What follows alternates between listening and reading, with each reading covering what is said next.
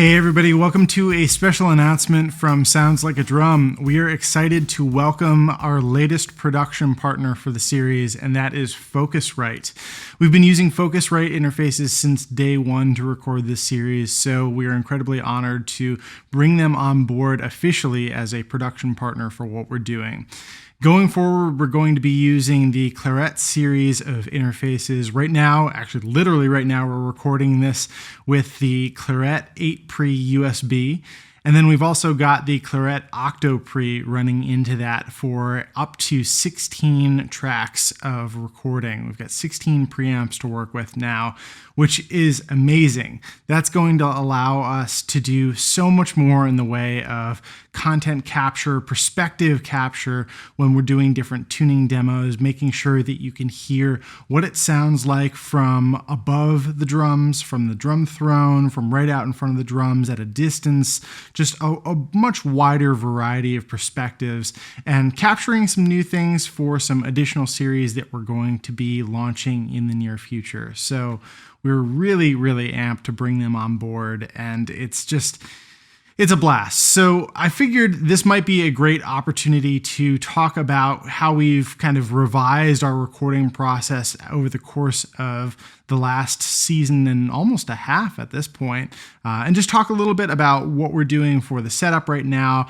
especially now that we've got the new setup with Focusrite on board. All of the narrative that's captured, all of the voiceover, the speaking, that kind of thing, is handled by a shotgun microphone that's actually right up here right now. It's just out of frame.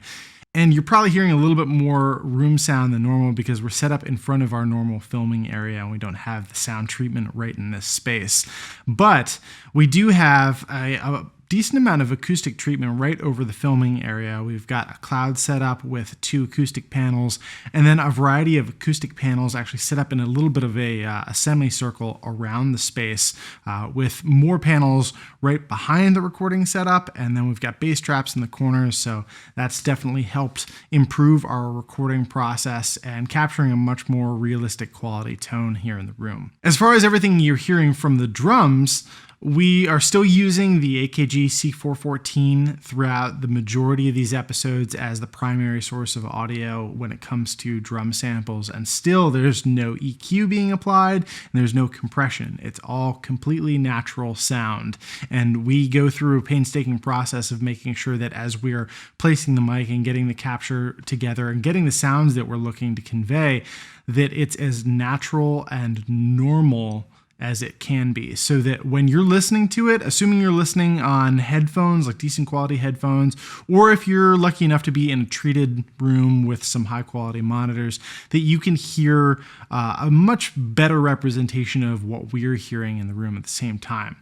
Now, of course, as we've graduated from focusing on just a single drum to covering the entire drum set and covering the bass drum and things like that, we've had to add some other microphones just to be able to make sure that we're capturing everything still in a realistic process. So we've added the AKG D112 to a bunch of the bass drum recordings.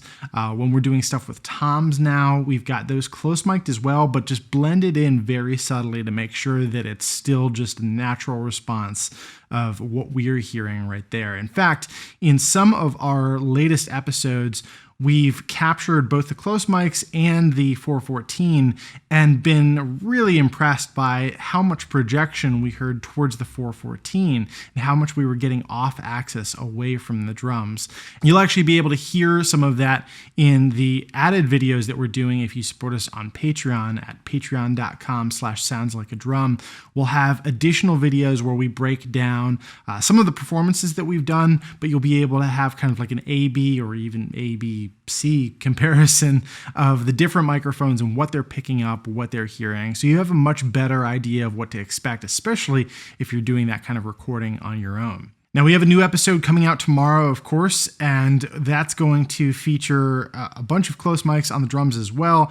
But again, those will be blended in subtly just to be able to pull a little bit of that extra tone that we're hearing right in front of the drums out of it, so you can get a realistic sonic perspective.